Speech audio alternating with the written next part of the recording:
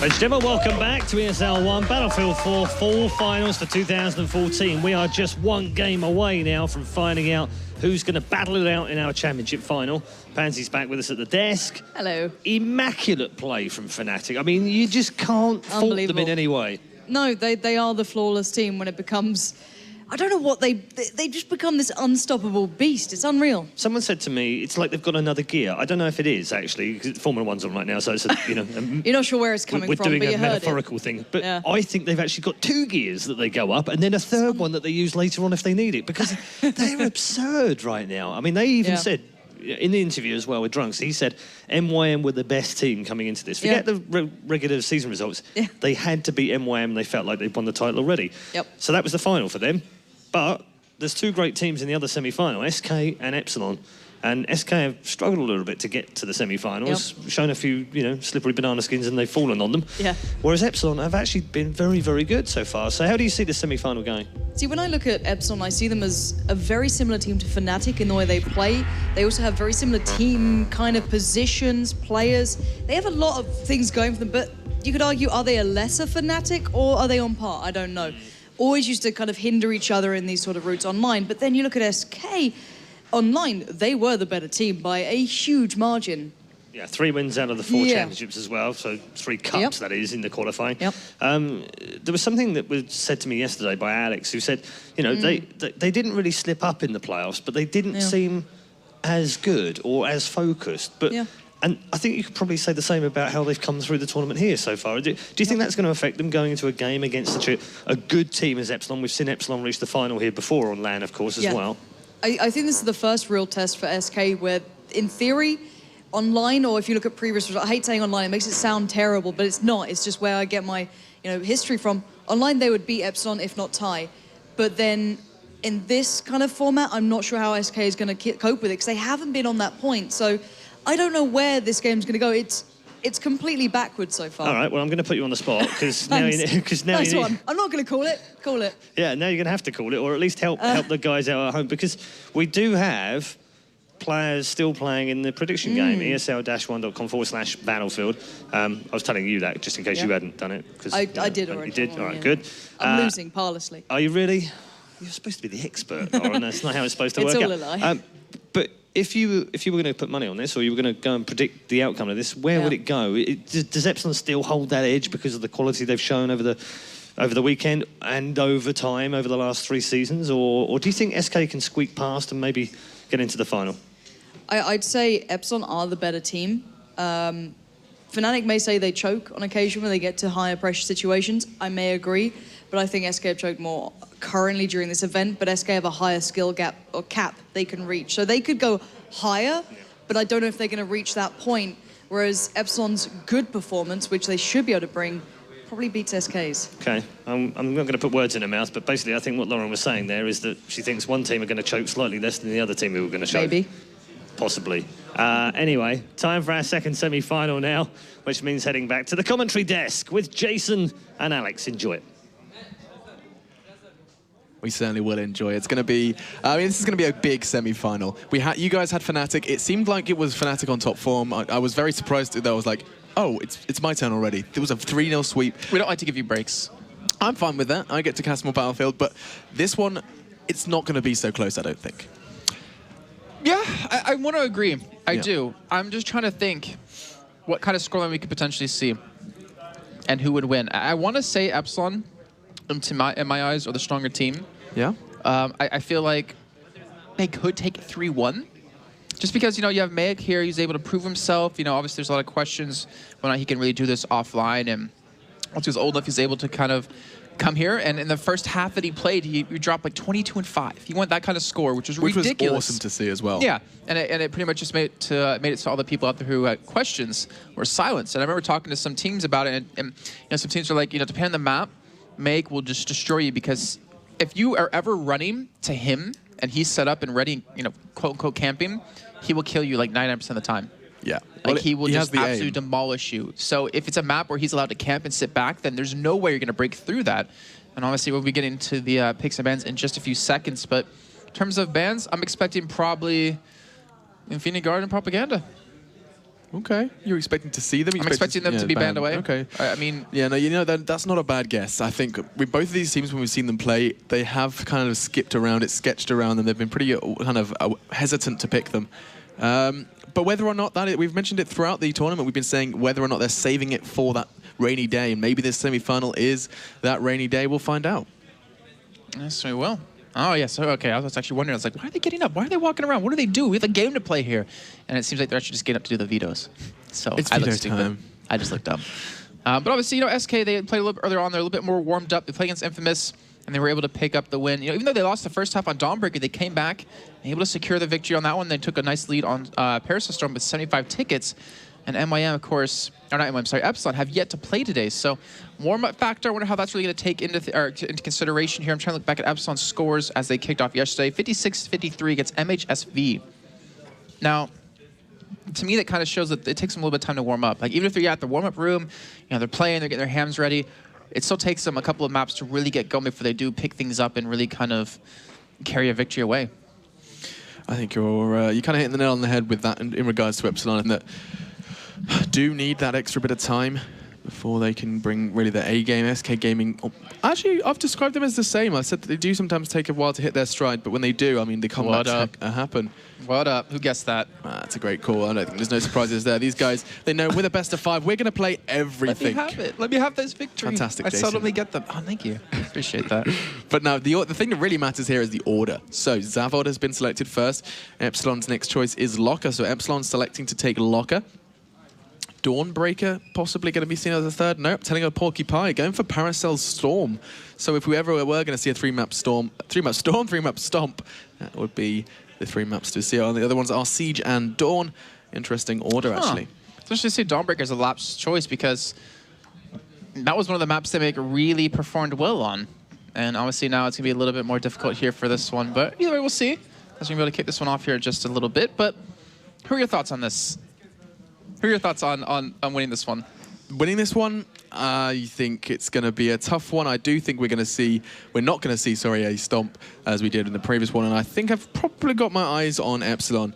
I think if Epsilon do advance through this one, we're going to see a very good final. Fnatic versus Epsilon, it's one of those ones. And actually, you guys agree with me. 64% at home saying they're expecting to see Epsilon take this. And I tend to agree with them. I think it's about right. I mean, considering the Fnatic scoreline, it was like, what, 70-30 or 70-something to 20. I mean, it was obviously a lot more one-sided here, but this is probably one of the closest semifinals, or this will be the closest semifinal that we're going to have here today. And obviously, SK, they're going to need to really come together as a team, you know, having Core on the team now and losing the Tenet Hunter. He obviously has to step up and really kind of perform the way he was able to. And this is going to be tough. I mean, this is going to be easy for either team. But I think most people agree that SK is definitely the favorited team in this one. SK, yes, the favourites. No doubt about it. But I have faith in Epsilon. The way they were playing yesterday was kind of inspiring to me.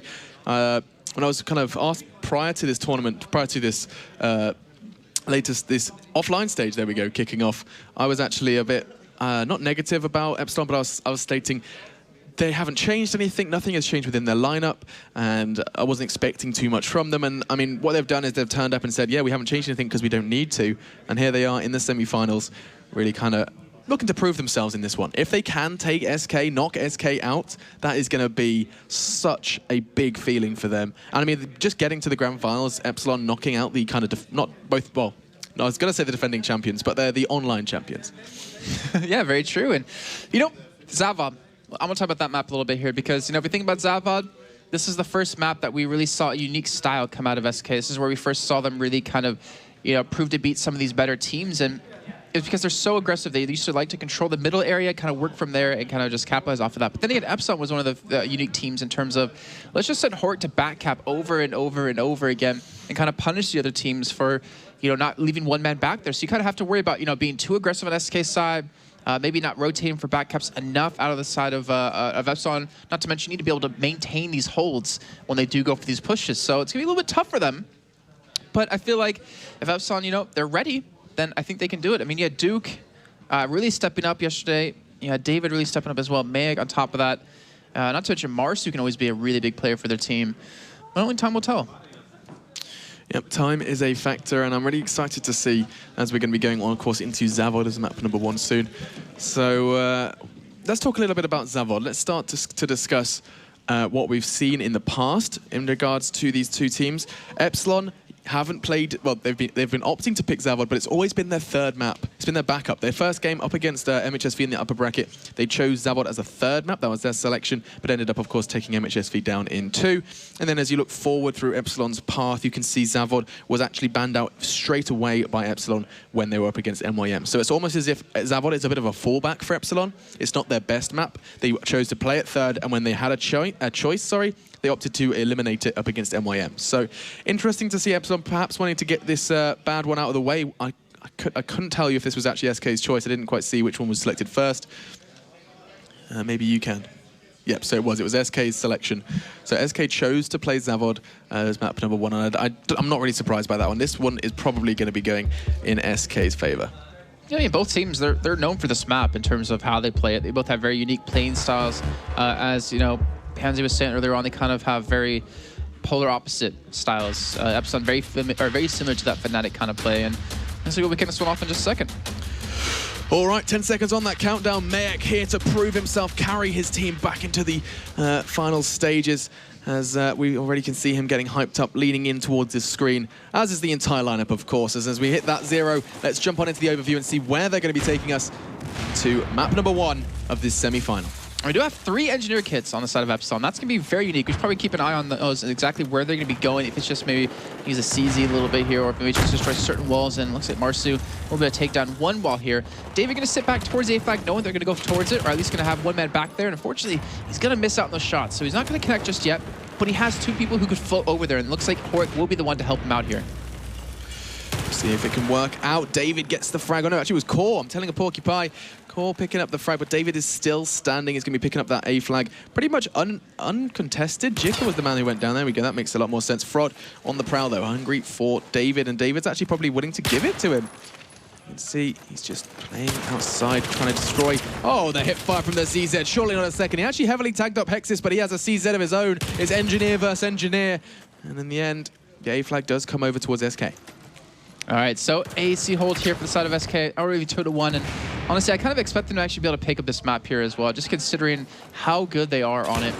And how Epsilon are not really prepared for it. But either way, I mean, you see Epsilon trying to go for a push back onto the A flag here. Looks like it will be a 2-on-2 here, and it should go SK's way as they do have the respawns being used. Epsilon even going for a little bit of a cheeky push onto C here with 2 people. Yeah, we'll see if this one pays off. Duke was picking up a frag in the meantime. Core quick to respond. It seems to be very much back and forth at this point. This Core looking to pick up the Magnum frag, changing his mind, going for the safer route and pushing in. Have the element of surprise. Wanted to act as a spawn beacon, didn't have the time though, and instead Epsilon take him down. Horik making sure that A site is secure. And we could possibly be seeing a trip cap here. C is under threat. It is, and you're going to see Duke eventually get taken down from that one, and C will be held on to by the side of SK. But unfortunately, it doesn't really matter if they hold on to that one, because A and B are still up for grabs, or at least still maintained here by the side of Epsilon, and they're kind of waiting. However, there's not even close to this B flag. So SK, they will pick it up. They will have a 2-1 back unless Epsilon go for the C push. It looks like exactly what they're going to do. Okay, let's see if it works. I'm on board with Horik because he's already destroyed once more another wall on this C site. It's becoming less and less of a building and more just a ruin of what it once was. Horik's on the prowl. Going to get the frag onto Jika. That CZ so quick to dispatch of players when he's in that close quarters environment. Straight away, Horik prowling, trying to get a revive onto David. Not changing his mind. He's got an RPG. He's going to load that one up. And instead, perhaps turn their attention to B. They have this AC hole, but it looks like it's going to be faltering as Core and Frod have already made their way to A. Yeah, so it's kind of a battle of the back caps, and it's not really a battle of who can out-aim the other, but since they're fighting each other head-to-head. And all right now, it looks like Epsilon able to make a little bit of a push towards this B flag here. Unfortunately, I think Horik's going to be the only man there to defend against it. He should be dropped in this one. But as you can see, SK maintained the 2-for-1. Maintaining, but for how long? You can see the pressure already. Epsilon trying to cap it over. David seems to be doing a great job already, just pushing onto the A flag. He's doing fantastically. As he approaches the site, he seems to be having no issues. He's almost filling the role of Horik. Horik, obviously, with the engineer class as well, is only the engineer class now, as the rest of the engineers have been removed. As I cut to him, he just puts a s'more into Hexus's brain, destroyed from distance, and he's looking to get a second as well. Horik, no questions about this ban skill. He's looking for a third as well. Core, the man under fire. He's going to get away from this one. But still, B and C are flying the Russian flag now. SK gonna be happy, but for how long? Ticket's pretty level. All right, so as you can see, a push coming back with the C flag, though. Horek trying to push in from the underpass, and there will be a 4-man push out of Epsilon now on a C. All right, well, it looks like Horek, unfortunately, going to take his time pushing in towards the underpass, and it looks like he will eventually pick up 1 kill here. Going to be able to push back in, looking for a second. Gia will take him down right there. Not bad at all. 110 to 96, favoring still the SK side. We thought this was a choice of, well, it was, sorry, an SK choice, and we'll see now as SK start to emerge. Obviously, the slow starters, always the slow starters, and that's where really Fnatic pressured them. That was where the issues kind of lie for SK, is they do take a while to kick in, but they are in gear now. A and C still flying for the Russians. And Horek is looking to change the A site's integrity. He's charged straight on in there. And there's no one really there to challenge him. Marsu, the only man who puts head... Sorry, Marsu? Core is probably the only one man who really is going to challenge Horek here. The thing is, they're not even fighting towards the flags. They're fighting in the middle area here. As you see Epsilon pick up 3 quick kills here. And now the flags are wide open. A flag can be picked up here in just a few seconds. C could potentially, if Duke wins on the 1v1, he in fact does. And now we're going to see a little bit of a tri-cap here as B going to be turned back over. It's more of a, let's just battle in the middle of the map here and let's just forget about the flags. It's insane how when you see all 3 neutral flags and suddenly as it begins to settle, you can see, again, the AC hold this time for Epsilon. Pretty back and forth at the moment. SK are in favor for now, but we'll see for how long that lasts. As there's no doubt in my mind that Epsilon are in control of this one. 33 frags to 28. They're actually leading in kills. May not be leading in tickets, but we'll see if they can translate those kills into flag captures as this game continues. All right, so 97 tickets for SK. I mean, this is kind of looking like what we expect. It's not a kind of whitewash like we saw with Fnatic a little bit earlier on. Both teams really going head-to-head here, really trying to battle for these flags, and Epsilon still 2-1 in their hands. They're trying to attack the B flag. Instead of just sitting back and holding, let's look at the overview really quickly. Instead of sitting back and holding, they're like, let's just fight. Let's just constantly fight here. They pick up 4 kills towards the B flag. The respawn's going to be coming in towards the middle here, and Hex is going to push straight towards the C flag. Hexus is going to be getting there just before Duke, but Duke may have the hipfire to favor him. Jika, I think it's actually Zia, sorry, to pick him up and save him from himself. Great hipfire from Marsu, somehow connecting onto Jika before he gets put down. And the C flag is going to start going up for SK, but in the meantime, it's back to that 1v1 we know and love on A. Meg looking for the frag here. He's going to get it. Oh, he will. Didn't have a clue. Straight through the bush, snatches it away, and Meg possibly going to bring this A flag into a kind of perhaps more offensive defensive position. I don't like seeing Meg in the far back position. I don't like seeing the teams not holding flags and just kind of fighting. I mean, it's cool to see because there's no strategy involved into it. It's just kind of like, let's see who can out-aim the other, and from the back of that, we'll just cap flags when it's available. But you see A and B still maintained it. Feels like Epsilon have had the 2-1s for much longer time here. But SK, they are currently down by about 7 tickets. 34 to 48 in kills. The Epsilon really started to step up here. Marsu at 10 and 10, Duke at 16 and 10, and make a 6 and 5 scoreline, even though it doesn't really reflect how well he's been doing. It doesn't, no. He's been doing... It's been odd to see Horek not doing his usual role on Zavod, not pushing that A flag. Instead, he's been dropped into something new, and it's working for him. 10-5. We're on board with Marsu here as he's taken down Hexus, though, and that is going to be kind of the first step towards capturing this B flag. In fact, the only step they need to take, as Hexus has gone down before teammates could respawn on him. I thought Fod perhaps was going to jump on board, instead heading for C flag, and it's working perfectly. They've managed to take C. Still just the bridesmaid, never the bride at the moment, as they are still sat just on that C flag. At the moment, Epsilon starting to dictate this one. It seemed to be the case from the start, and finally the tickets reflect that. Yeah, so I mean, they push out. Yeah, they can cap C. The problem comes, though, is when they don't have anyone defending that B flag, or if they do, that one man gets wiped out right away and can't really hold on to it. So obviously, you can see SK play from behind for a majority of this game, and yet the ticket difference isn't that big. I mean, 20 tickets is not that bad of a lead, or it's not that big of a lead, sorry, for Epsilon. That just shows how well SK's been kind of able to hold on. You're right. It's like it's about 5 seconds of a trip cap. That's all it is. It's so little tickets, but still it can determine a win from a loss. And at the moment, it looks like we're going to see a trip cap, and maybe a short-lived one. In fact, no, Zia says no, jumps onto that A flag, wins out on the 1v1. Such an important 1v1. We'll see if Duke can respond in force. He's still already made his way there. Horek's there as well. It's a 2v2. Duke trying to land the bullet. He hasn't been able to. I think it was his teammate Horek to pick up the double. That CZ is never going to struggle when you're so close in front of Horek as well. He's not going to miss that shot, and he doesn't this time. The A flag does go over towards Horek as well, and the AB hold continues for Epsilon, and this is kind of crunch time for SK. Yeah, now it's becoming a pretty big lead. I mean, if you look at this, it's 40 ticket difference, but the problem is the SK, they had a close game for, I want to say, the first 7 minutes, but then out of nowhere, Epsilon just was able to get the holds that they needed to start to finally pick up a little bit of a lead here. And SK, they've let it slip. They really are. I mean, yeah, 20 tickets isn't that bad if you're going to go into the second half of that, but they're looking at potentially 50. That is more of a little bit of a higher mountain to climb. Yeah, it's a really big issue, actually. I don't think SK are going to be willing to go down without a fight, because they've already got the BC hold. They've managed to take A out of the Epsilon hands as well. And this is a good step in the right direction. Core does go down. He was trying to stop that cross to B. I know SK are still looking to defend this site. Hexus is the man on the site, dithering between tanks. He doesn't really know which angle he's expecting to find the enemy. Finds Horek. The rocket didn't quite connect, and that's perfect for him. He's got a second. There's a third there as well. He's opting to pick up the opponent's CZ. He's trying to find the third pick, but I don't think that's going to be the main problem, as the B side does go over, and Zia is going to be picking that one straight back up. No issues there, but with 12 to 49, they need to control one of these sites, and fast. It looks like they've gone for the A-hole, but that's going to be pretty short-lived. You can already see Horek is on his way. Yeah, it's going to be a tri-cap for a little bit of time here. So Epsilon, they're kind of really letting this slip here. They're allowing SK to get back in this game to minimize the damage that will be going into the second half, and they need to keep something over quickly. Yeah, they will be able to get the A flag here, but Duke, he's waiting for his chance to push in towards C to secure some sort of a lead in the second half. It looks like they might finally go in as everyone's starting to swarm around the flag. Look at this, SK just so good in the face of danger. They have no issue when there's a deficit. They're sat there staring at 50 tickets, and they're just like, no, we are going to bring this number down, and they're doing it right now. The A and C sites are still flying for SK. For how long is the question? As you can see, Mayek is starting to get some spawn points on him.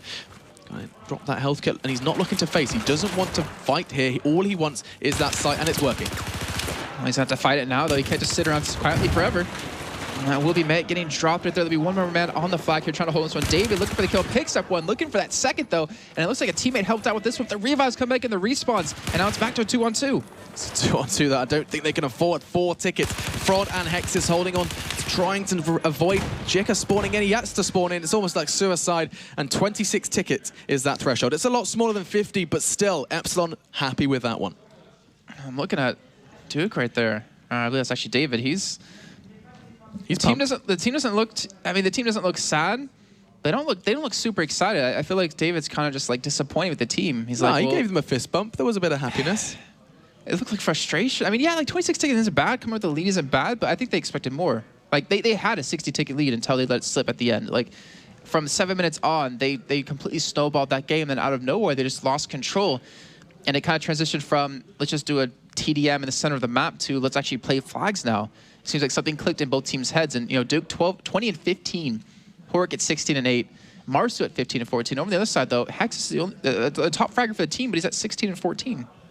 Yeah, I don't know. Yes, frags are important, but in this instance, other than that kind of middle period you've already highlighted, saying where it was kind of TDM for a short period of time, neither team really being too concerned with the flags. I don't know what quite happened there. It was something new we haven't seen yet in this event, but other than that short period, it was all down to flag control, and every single member of Epsilon was really prioritizing these one-man pushes to A. It was basically whoever's closest, you now go fill that role. That's a change to Epsilon's game plan. It's not something that we've seen in the past. In the past, it was very much kind of concrete and saying, Horek, you will control A. Instead now, they've changed it. They've kind of mixed it up, and now what we're seeing is this kind of more flexible Epsilon. Yeah, and I wonder if that was just like a one-half thing, or if they're going to change it up now in the second half. Like, are they going to go back to battling again in middle and then kind of go back to flags? Or are they going to play like they did at the end of that second half, or sorry, the first half, and kind of just try to battle things out? But obviously, we're going to find out here soon. We'll obviously have swapping sides come into this one. SK can be on the US side, Epsilon over on the Russian side. And I feel like we're going to have a big battle towards that B flag like we always seem to have.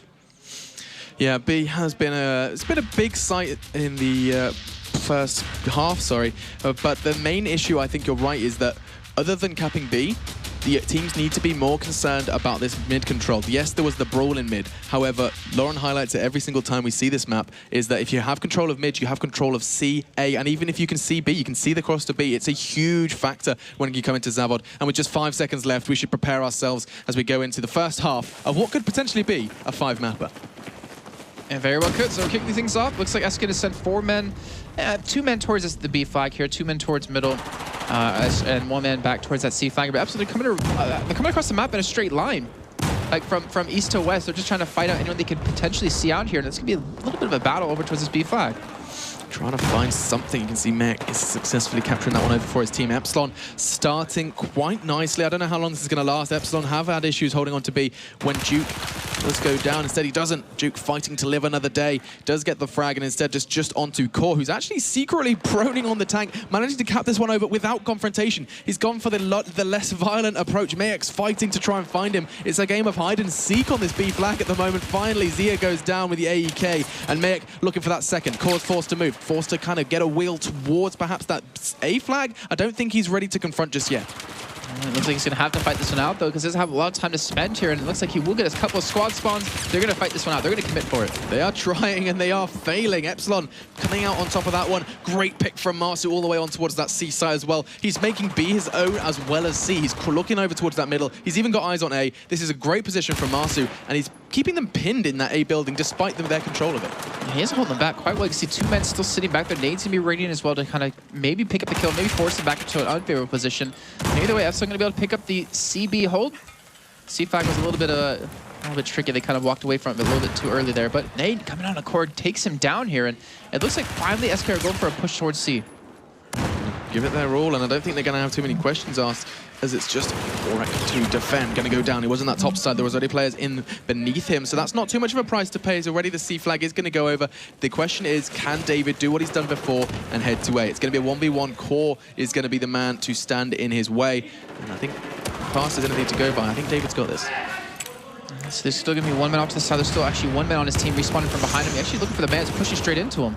He didn't manage to connect the bullets. I think he tagged him up. Look, luckily he's being backed up now by Mayek, and I don't think you'd want a better bodyguard. He's just got Core trying to find him. Oh dear, he's got him. Great play from Core. He's managed to shut down David, but I think that's going to be a bit of a consolation prize. As yes, once again, this time Duke is the man to shut down Core, and the BC hold continues to fly for SK. For how long, though, as we look towards C? And Core's been doing really well in this half, actually. He's been really patient. Over towards the B flag, we saw him just kind of prone on top of the tank, just wait without trying to fight, taking the flag. He, eventually did get it. Then, of course, towards A, he was waiting for him to push right back out, ends up picking up the kill as well.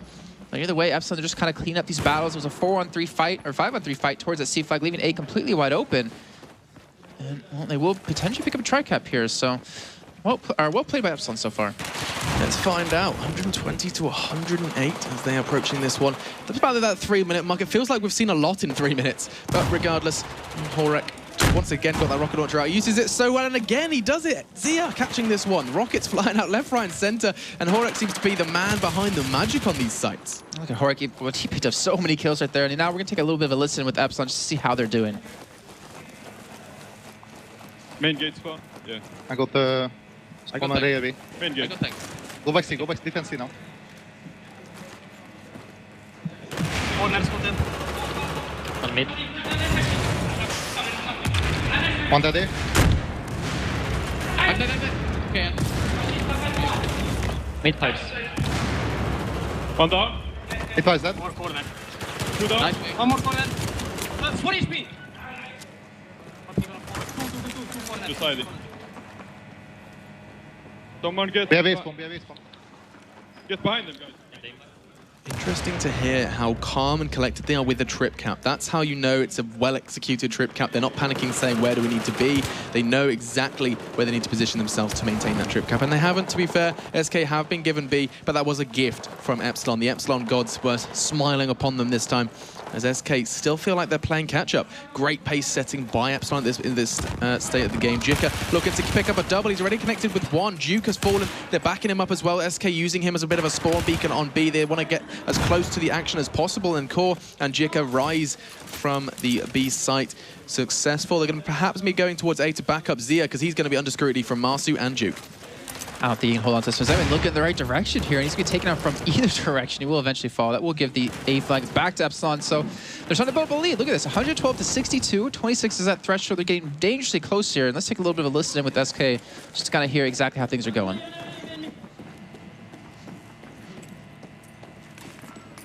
I hold tunnel, Access, I have tunnel.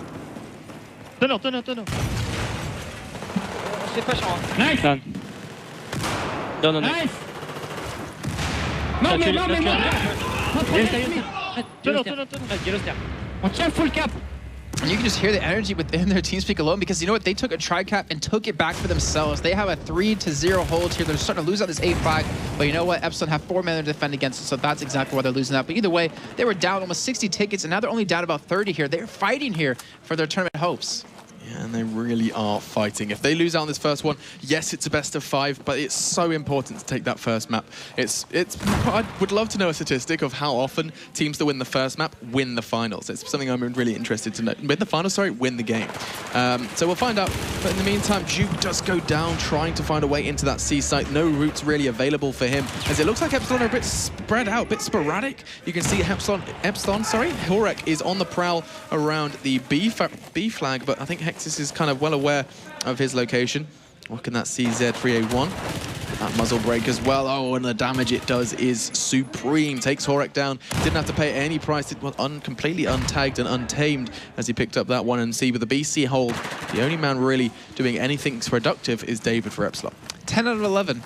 Win the first map, they win the game. From at least the playoffs here today. That's insane. Yesterday. Yeah. That's a lot. I mean, it kind of shows the momentum you get built up. The morale of your team kind of gets up as well. The only team to actually win that was Legionnaires against MHSV, where they lost in the first map and took the next 2. So one of the few teams that can come down from under and come out on top. That was fantastic. I love that. That was good. That was good. 100%. But still, moving away from Jason's incredible humor, we've got to take a look at this C flag. 3 SK members are on the hunt, and I think Duke's going to find one. He's going to find that it's a bit painful to find the mid push of SK. They've made the way. Hex is at the forefront of this one. He's trying to find somebody. Can't quite connect the bullets. Mayek, the man behind those 2 frags, and they look at the littering corpses. SK have come crumbling down, and SK Jika is going to be the only man left in that squad, and he's going to choose to just push towards the empty, abandoned site of B, and that's going to be SK's home for a while as the tickets continue to bleed away, 63-38. And we have about 10 tickets left to go here on the side of SK Gaming. They don't have much left to work with. This is probably their final push as they're hitting this A flag here, and it will be a 3-on-1. They will pick up the kill. They will get the A flag, but now B's even being attacked here, and Jika able to pick up the first kill here, but he's got at least 2 more men to worry about.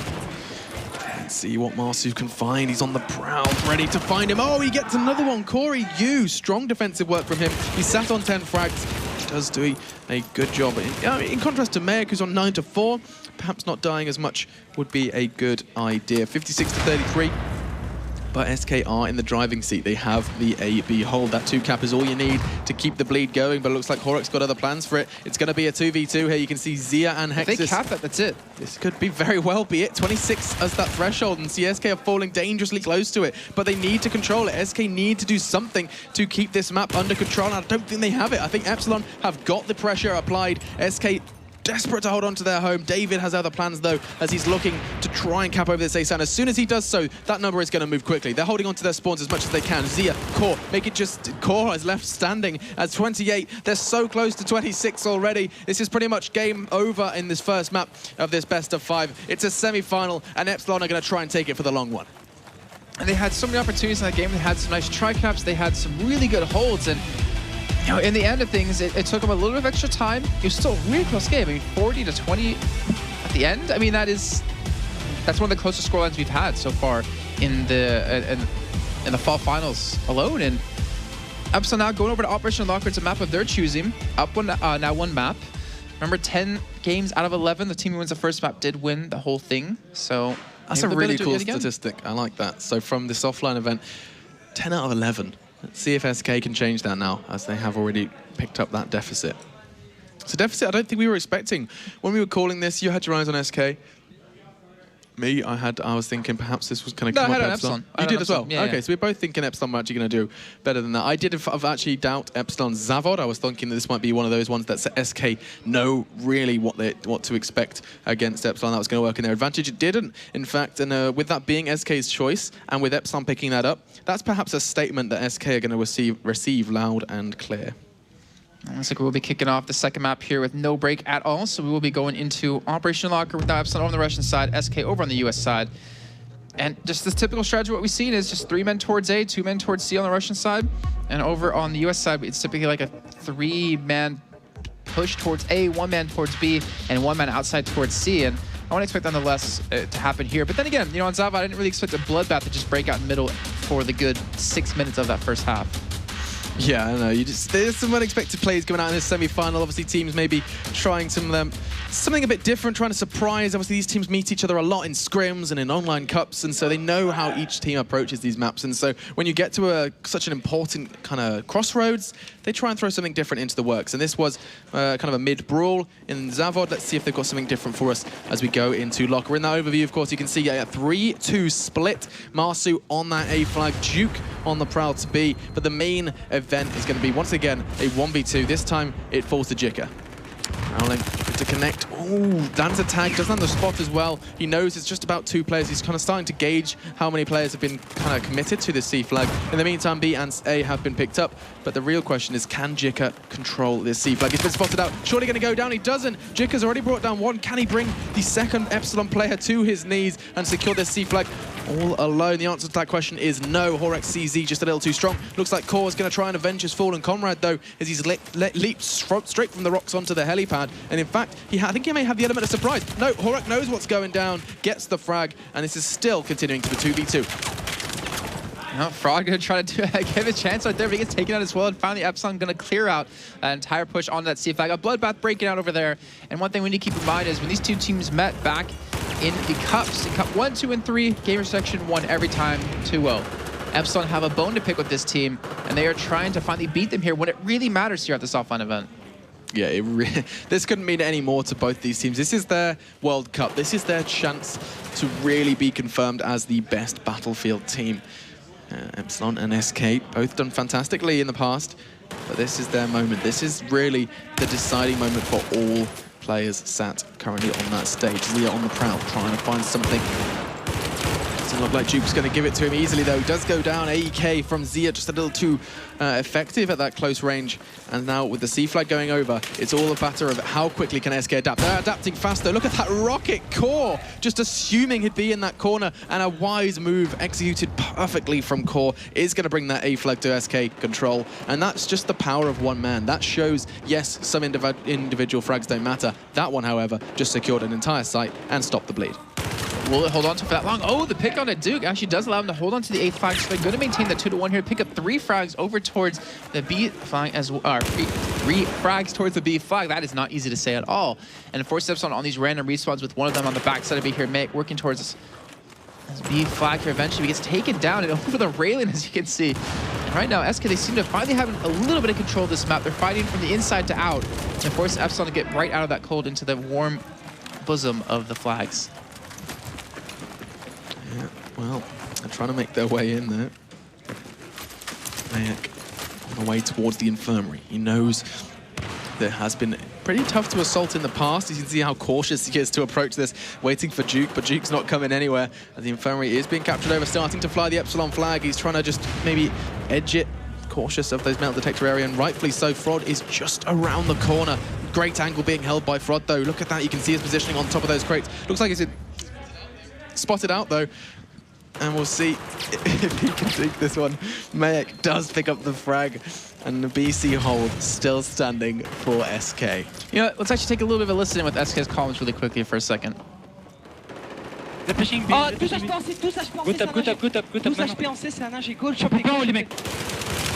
Deux en haut, deux en haut. Encore en haut, faut monter en haut, les gars. One more, top. I have left. Nice. On relance, on relance. Là, nice. B, on B, on B. Encore B. I go A, I go A. Corridor, regarde. Non. Un HP corridor, 2 corridors. B flash, nice. Encore, c'est là. High energy, high pace calls coming from these two, or from this team here, SK, as they're trying to fight back. They've been tri-kept here. They're finally going to break it, though, with a push onto the A flag. And right now, Epsilon, they have all the time in the world to work. Look at this. No one's even towards C. Like, no one on either team is even at this flag. Why? You typically, in a normal game, would never do this. And that kind of shows these two teams really have a grudge match between them. Yeah, it seems that both these players, well, all these players, sorry, are just looking for combat. They don't care about these flags at the moment. They just seem to be fighting for blood, hungry for blood. And as you can see already, the A flag has gone over, courtesy of David and his compadre, who just resurrected Horek. And now Fraud is going towards that corridor. Corridor he's made work in the past. In fact, to tell a lie, he's actually heading straight into the cold. Hope he's got his coat because he may be there a while as the C flag is already going over. It looks like they're going to have to choose that as their defensive site because B is under threat. They committed 3 men towards C. I don't know why. I don't know. They left, I mean, B is wide open to be taken. It's going to be Hexus isn't pushing in when they should have the information to call it that it's going to be free here. And Hexus is going to get flanked eventually from a person on Epsilon. And lucky for him, he does pick up the frag and he does actually get in the safety of this A area. But SK, they are playing so sloppy, and yet the score is still so close.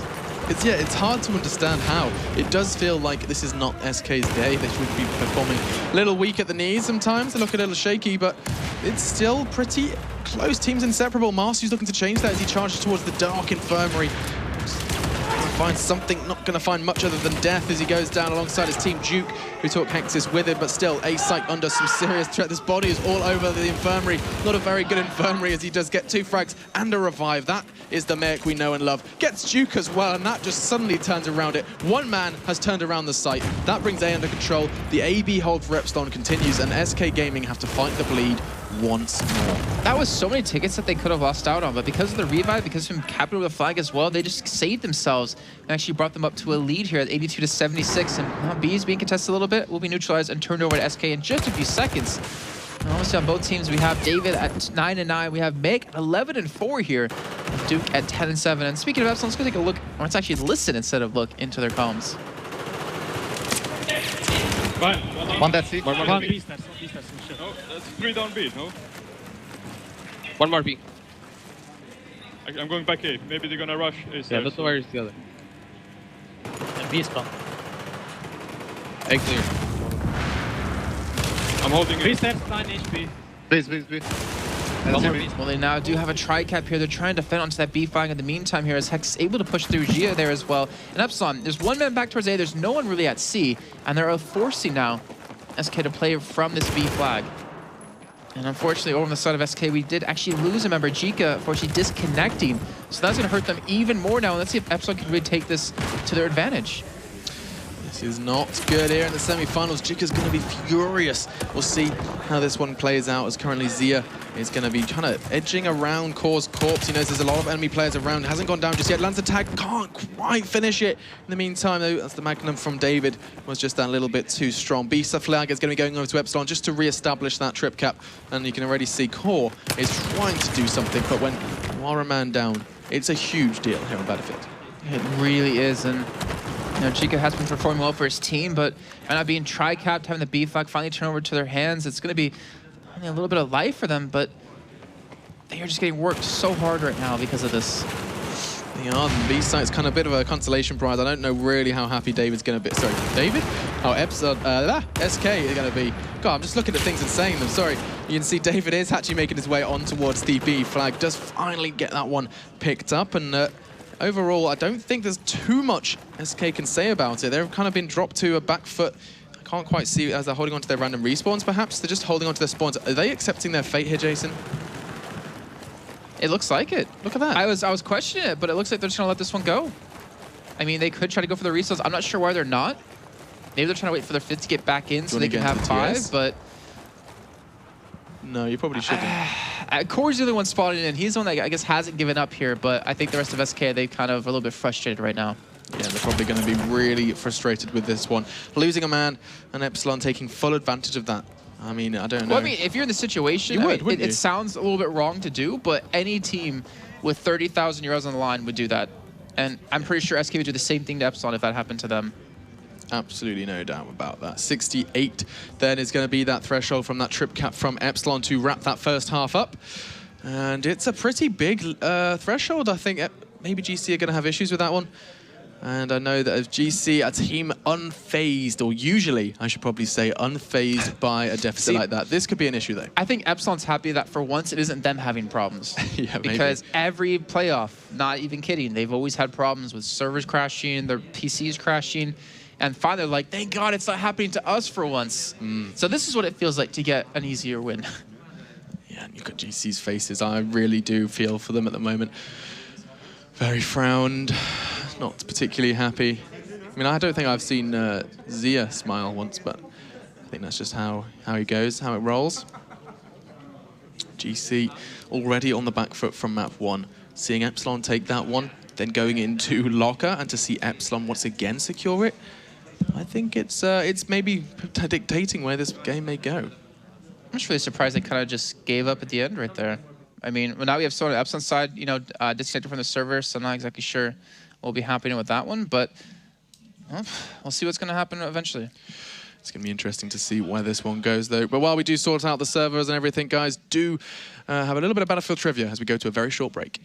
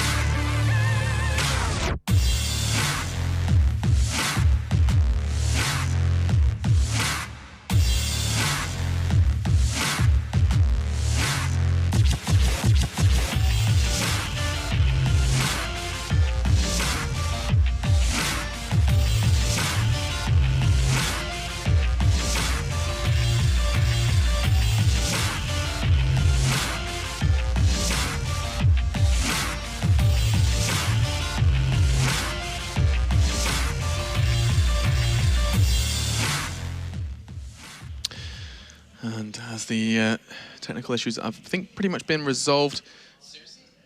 Are we? I'm just having a look. Sorry, I'm just having a look at the chat from the admin. It looks like we're actually going to be going from a scoreline whereby they're starting not necessarily using the scoreline that was generated from that disconnect, and instead we are going to go from when the disconnect occurred. So interesting decision there. Probably the fairest decision in terms of SK Gaming. However, I mean, the amount of times that Epsilon have had this issue against them, and it hasn't been the case, it's going to be a kind of a community split decision, I think. And perhaps Epsilon just want this. They want this win fair and square. I'm trying to get word from our producer whether or not it's restarting the half with a ticket advantage for Epsilon or what, because we've literally had games yesterday where people disconnected and we didn't restart the half for it. So I don't know what's going on. We'll find out. GLHF said in chat. Let's try and find out.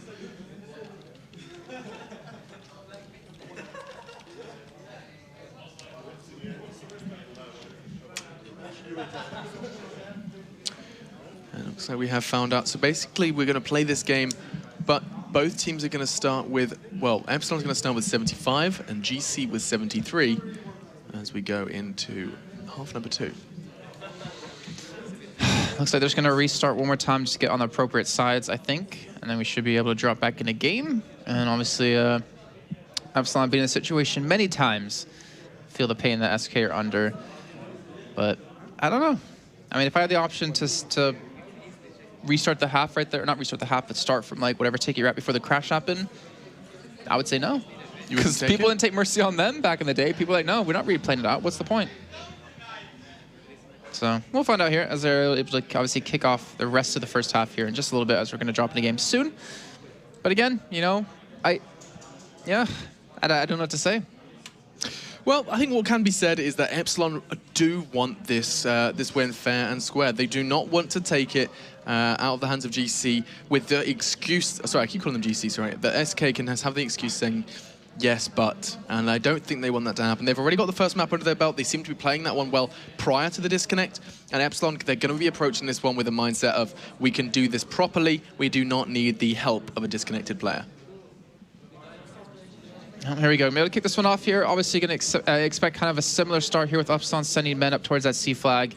I don't think we're going to see as big of a battle, though, because obviously realizing that you already lost half your tickets, you don't want to kind of go for any kind of risky moves, especially when SK are already down one map here. So let's see how this happens. Let's see how they do go about it. Okay, we've hit that 10-second countdown. As just to see if we're going to be going into this one live. I assume we are, as we can just jump straight into game and find out where they're going to be pushing this one. All right, well, it looks like it will be a 2-man push towards Snake. It will be 1-man pushing straight towards B out of Epsilon. It will be Duke. And it looks like SK are just trying to shove more men through middle here to kind of meet them halfway and battle it out. Let's have a little look. Looks like we're seeing good work from Mayek sitting in that Snake. It's a great angle you can hold because it gives him that freedom to pick and to see. He's going to do just that. Takes down Fraud on the outside area. Gorge spawned in as his teammate fell and is going to just be trying to fill his shoes until he returns. In the meantime, Duke is trying to make it work on the stairs, and the aim is just fantastic from the Epsilon player as he's going to be camping over B pretty much single-handedly. It's a good little push out of them. Again, Epsilon off to a strong start for a second time here. And right now, SK, they're going to obviously be fighting to have some sort of chance here back in this one. And I'm trying to figure out how the number is going to work here. So if we see SK drop... Ugh, this is hard. This is math. No, it's fine. Give me a second to work it this one out. Basically, the 75 and 73 are the 0. So once SK fall beneath 75, and if Epsilon fall beneath 73. I guess no. Because Epsilon was leading. So if SK dropped below 77. So where did you get 7 from? Because you have to add 2. Because the halfway point 75, so you have to add 2 because they were at 73 when it disconnected. So if they drop below 77, don't worry, I'm pretty sure I'm right on this one. Let's just go with it. So either way, I would just commentate the game as it is anyways because we have SK losing out on the C flag. It looks like Epsilon will be able to pick it up and get the CB hold, and the A flag will be the only thing they're able to actually leave their hands on here as Epsilon still looking like a little bit of a stronger team. They're up by 1 ticket right now. I'm going to start to push in maybe towards this A flag. I'm expecting to push in towards A because that's the way they've been doing it lately. Yeah, they've been doing some good work around the C flag. You can see it's still flying for the Russian side. Epsilon doing great work. But still, I don't know if SK are going to let this one slip. They've got their positioning quite nicely in this corridor. Looks like it's control that they're currently using. It says like Hexus is going straight through into the bedroom, or what's left of it, heading perhaps to those isolation cells. Hexus on the prowl, trying to find something on this outside area. And David is looking to change that though as he's just mounting the mountain as he's going to find one, looking for a second, can't quite connect, but Zia is going to have to go back to the drawing board. He's already been put to bed and he's looking for a second as well. That spot wasn't enough. The cover was there. He does eventually go down. It was Hexus, and Mayek was the man to help him out with that one. In the meantime, A and B are starting to look good for SK. Looks like Horek's in pretty much in over his head, and Marsu is just going to sit on the outskirts, pick him up as they leave. All right, so it looks like Marcel unfortunately will go down from that one, and B and A will be held on to by SK here for a little bit longer. And we're going to find out if maybe Epsilon can fight back here as they're able to take C. Yes, they have 3 men on the outside, but they haven't been able to push back in here just yet. They haven't, and 119 to 116. It's a little confusing. We'll see how this works because Duke trying to edge onto Zia. Didn't. Still looking good for SK. They've managed to level out these tickets. We're not quite sure which threshold they're reaching for, but they're still pretty close either way. And we'll be able to find out closer to the time. In the meantime, Horek and David are on their way to A. Hexus knows it. I think he got a spot out, either that or he can hear them. As there comes the first one. Great play. David going down. I want to know who caught that spot on the cross, because I think it must have been, I couldn't tell you, but he was well aware of their whereabouts prior to this. So, in the meantime, Horek has managed to do some work onto capturing A, but 3 men from SK have spawned in. Let's see how this one works out. Hexus trying to edge it in, goes towards one, can't quite connect though. Core is there to pick it up, as is Fraud. That CZ and AEK respectively is all they needed to bring this A site back under SK rule. And they look to be going for a cease flag as well, and SK trading off the AB hold for an AC. Very nicely executed. Yeah, now they're picking up the 2-1 here, and they're going to be able to start to build a little bit of a lead, 105 to 99. You can see Epsilon just losing ticket by ticket as the time goes on here, and now David trying to push towards outside, gets shut down, and the rest of Epsilon are trying to push towards this A flag. They have 2 people ready to push in against 2, but they left B wide open yet again. And this is a good move for them. B site can be a real issue, and Jika, look at this, hesitant, just capping it from the furthest reach he can, right in that dark corner. He has managed to capture over the B site. In the meantime, Epsilon made a move for A, but they tried to kind of send Marcel on a solo Rambo mission for C, and all he's done is managed to land spots and try and land some frags. Marsu, he's trying to land those shots, but unfortunately he cannot. Let's actually take a little bit of a listen in here and let Epsilon see exactly how they're doing. Nice, baby. Nice. Nice. Cap it fast, cap Go it back fast. A. You How don't about have many C? tickets. Can we get C? They're going A. They're Watch going A. battles, Go watch C. Above freeze room. Above freeze room. Above freeze room, for sure. I all day. They're spawning, Above spawning, freeze spawning. room. Tunnel. One dead. Nice. Yeah, one C. They're spawning, Corres, they're spawning. I dive. Mark. One dead. I need help. B flag, Corres, B flag. One dead. Low HP, low I need help. I got the flag for that, guys. All right, it looks like this should be with 2 tickets left on Epsilon side. If I'm correct, I still haven't gotten word from anyone yet on whether or not that's the exact score they need to drop below.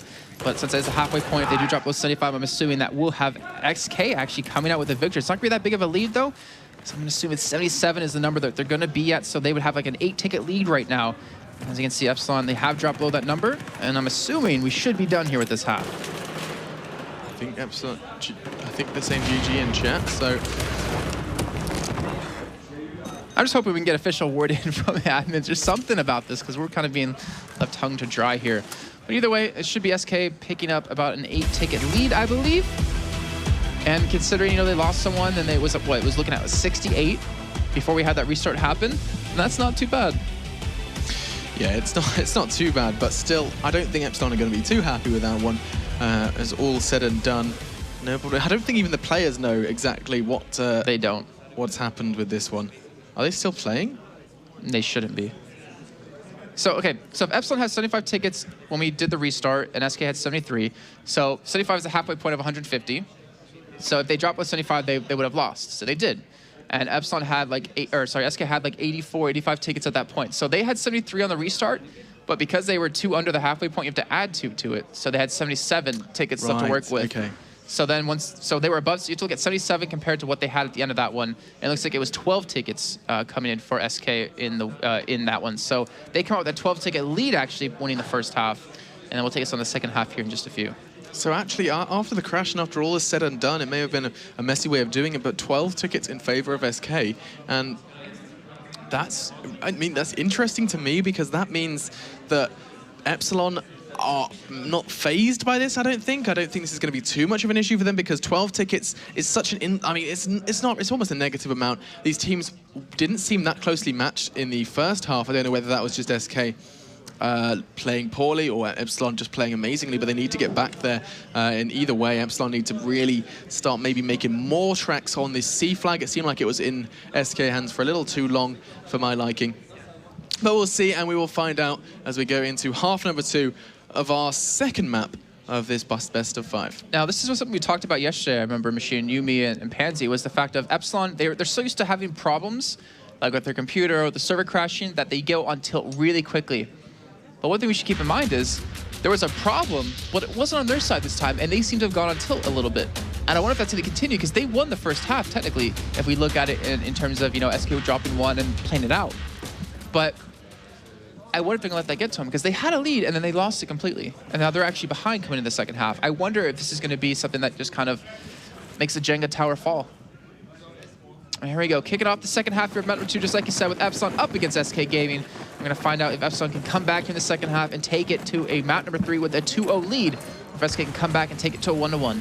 Let's see, can SK equalize? Trying to do their best as they kick this one off. Fraud is actually behind enemy lines. How has he not gone down yet? He's swarmed by blue. I don't know what's going on. He's just sitting in that corner, going pretty unnoticed, and I don't believe it. I think he's going to do it. He's stuck his way in. He's managed to sneak past pretty much everyone with one man get to fall. It's Marsu, and in fact, Fraud has kind of come behind him. He's changed his mind. He's going to catch him off guard from behind and actually keep A secure. He's less worried about capturing B and more worried about Zia keeping A safe. Manages to do just that, but it looks like the C flag in the meantime. Hexus for SK as well is making moves for that one. As the spawns come in, you can see they're in that kind of hangar room around that A site. A could be under scrutiny. Not if Marcy goes down though. Zia, man, behind the frag. And that's an interesting sight we're seeing. The PKAS on with the angled grip on the AEK. Not so common pick. Yeah, a little bit interesting. Obviously, kind of adapting to the style of what we're seeing right now between these two teams, and because what's kind of been buffed or nerfed in the past. But either way, Epsilon sitting on 2 flags, sitting on A, sitting on B here, and C is only flag held onto by SK. Again, it seems to go always back to that kind of hold. Make them play from the outside, make them play from the cold. Let's just maintain A and B, and we can kind of cover those 3 tunnels. And again, those random respawns do make things a little bit difficult. Yeah, making it more than a little bit difficult. The A and B hold for Epsilon is going to be pretty, I don't want to say long-lasting, because you can see Hex is already making his way towards A, but it's going to be a strong one, tough one to break. Hexis kind of hitting a bit of a standstill on that capture. Finally starts making a move again.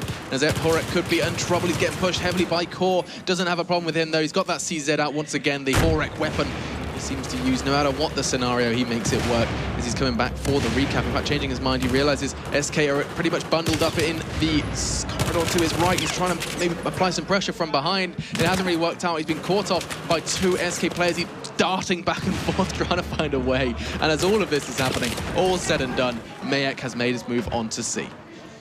Well, Mayek is really performing well. I mean, the first half he did well, extremely well, able to actually help pick up a big cap on the A flag, as we mentioned before. He was able to pick up a kill or two, able to get the flag, and get 3 revives in to kind of keep his team alive. But look at this, SK able to pick up the flag on the C because of the 1v1 Fraud was able to pull off. They clean up everyone else on Epsilon that was at this A flag here, and they're starting to give them the 2-1 here. They're starting to bleed away at the tickets, at least the lead that Epsilon does have currently.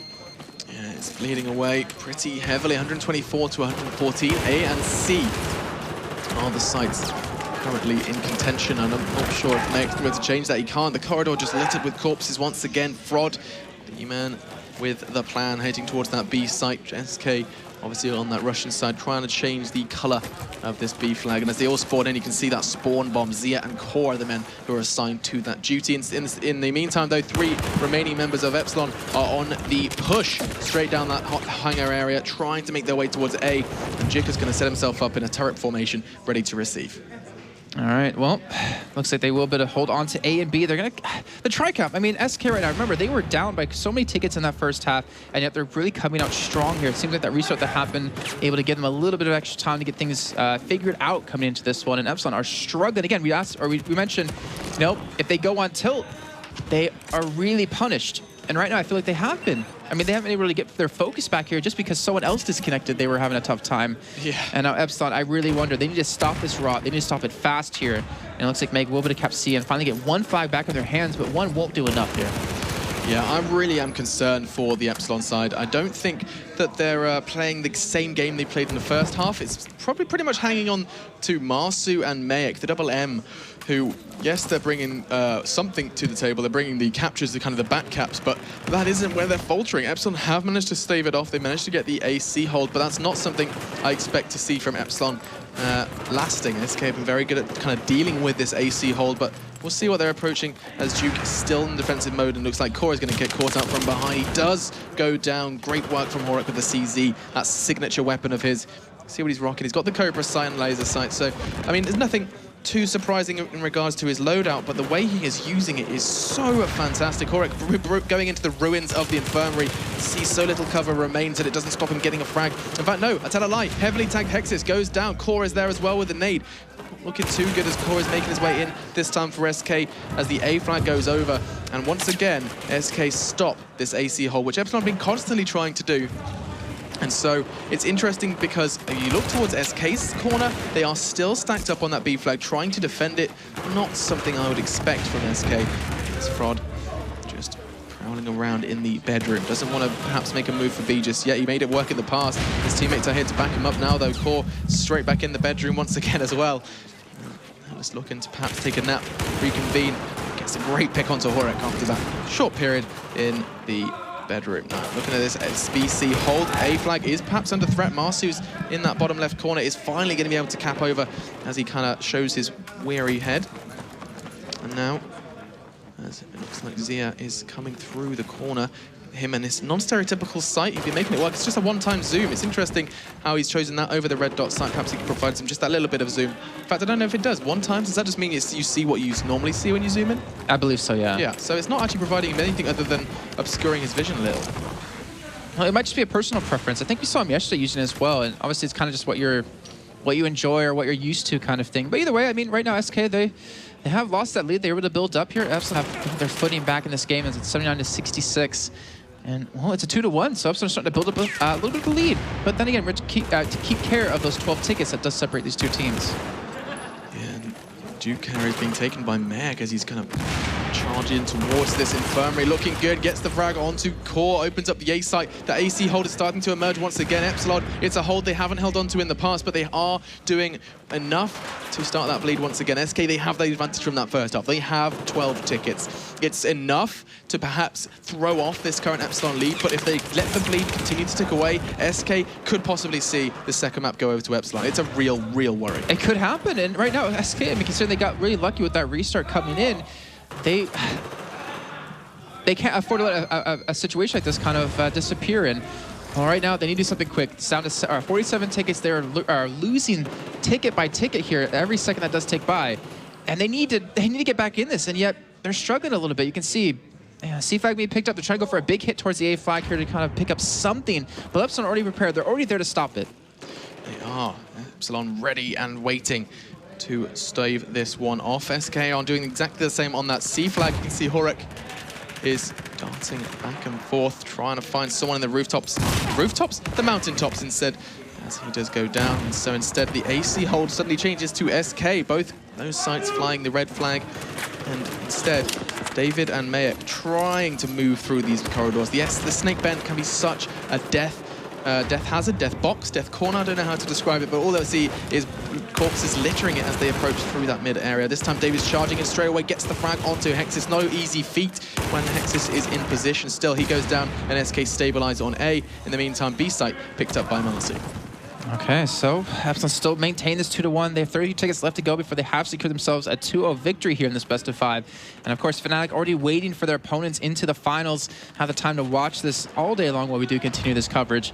And SK, they're trying to hit this B flag here, but looks like they will be able to come out ahead. They pick up 4 kills, only losing 2. And SK will be able to pick up this B flag. Just about. B flag is coming over, or it was going to come over. Just Hajika, the only man really remaining after that brawl. He's going to be happy with that. The AB hold, this is the first time we've seen an AB hold, and especially with Epsilon's all spawns being outside, this is real crunch time for Epsilon. If they can turn this one, if they can immediately get kind of some pressure on A, this is pretty good for it. This could very well be the last push they need to secure map number 2. There we go, Epsilon pushing towards A. It looks like, who is that? May leading the charge for it coming in as well. Sorry, it was David. And he's looking for the kills here, but he's struggling. Really struggling. The only man really still surviving is Horek, as he's just going to be capping that one back over. And I mean, every time I see him, I'm surprised to see the CZ, and I don't know why. Every time I see him, I still see him using it, and at long, moderate range as well. I've seen him get picks on C as well, a weapon which really you do not see all that often, especially at this stage in the tournament, semi-finals, and he's still making it work. 50-15 though, SK Gaming getting dangerously low in terms of tickets, and SK, they don't seem to have an answer for this AC hold. They have probably one push in them, Jason. Yeah, I mean, this is it. Even with the respawns coming in, that actually should do it here for Epsilon. If you don't secure themselves their second win, and SK, they can't do anything about it. They only have 1 man alive.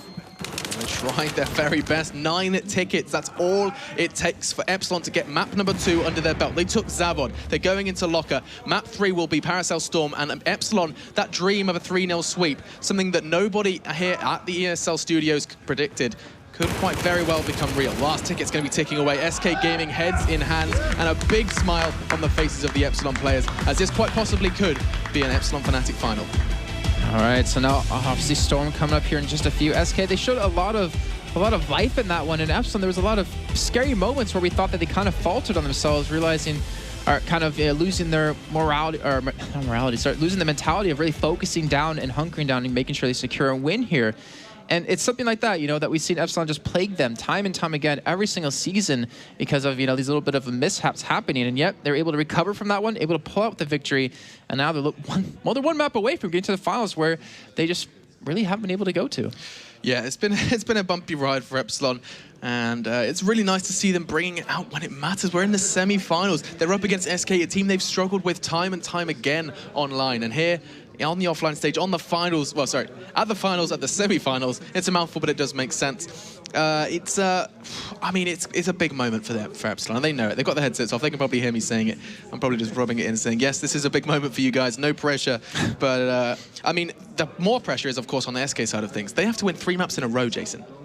Yeah, they do, and we haven't really seen many teams do that. What I mentioned before, Legionnaires, the only team to actually come back from losing that first map, and they won 2 straight. It was a best of 3, not even 5 in that. And SK, I don't know. I don't know if they can really do it here. It's going to be a little bit too difficult. We'll see what happens. We will find out straight after this very short break, guys. Don't go anywhere. Do be sure to post that link to your social medias, and we'll see you after the break.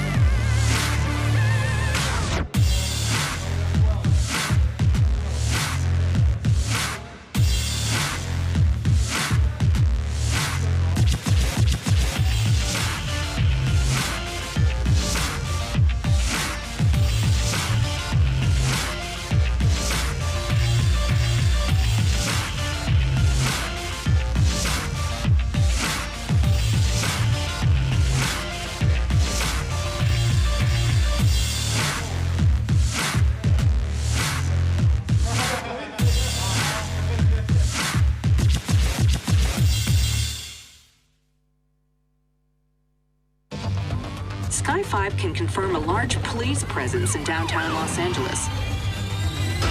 We got an RPG!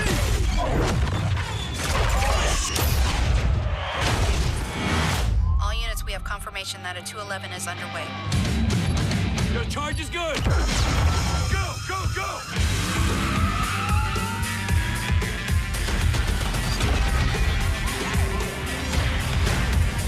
Suspects are moving with the package. Take him down. All right, we're good to go on the grapple. Hit that area now! Tased and down.